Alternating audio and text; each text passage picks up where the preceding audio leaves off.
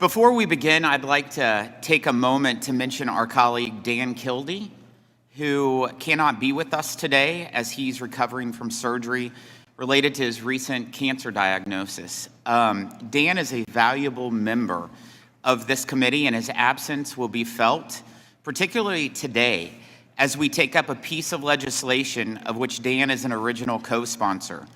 We wish Dan a swift recovery and look forward to having him back with us.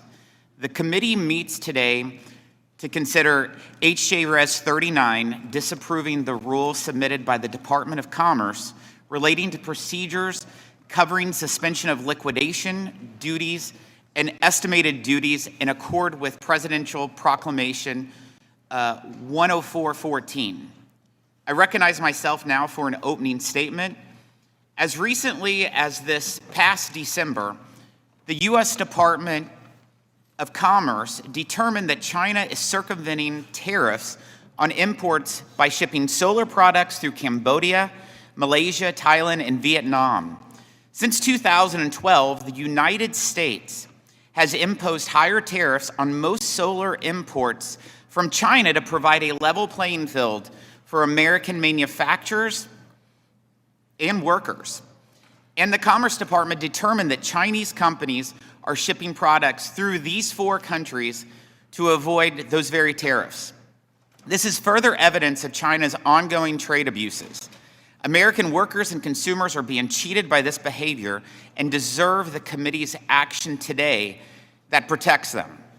Unfortunately, months before the Commerce Department's determination, the White House made a misguided decision to remove the additional tariffs on Chinese solar products routed through those four countries for the next 2 years.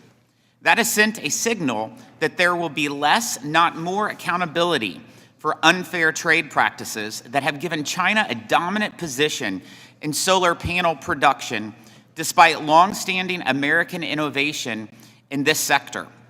That is why this committee is acting today to reverse that decision, advancing House Joint Resolution 39, the Congressional Review Act legislation on solar tariffs. It will reverse the White House proclamation that has allowed more unfair solar imports from China into the United States. Today's resolution is an important step to ensure the United States maintains crucial protections for American workers and our economy as a whole. I'd like to thank the many sponsors of this resolution on both sides of the aisle. And I appreciate that concern for China's behavior is shared by so many of us. And I hope this is the first of several bipartisan things we can work together on as it relates to confronting the continued threat China poses on so many fronts.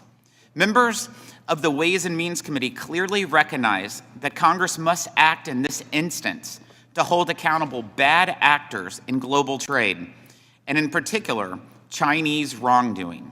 I'm pleased that today we can act in a bipartisan way to protect and defend American workers.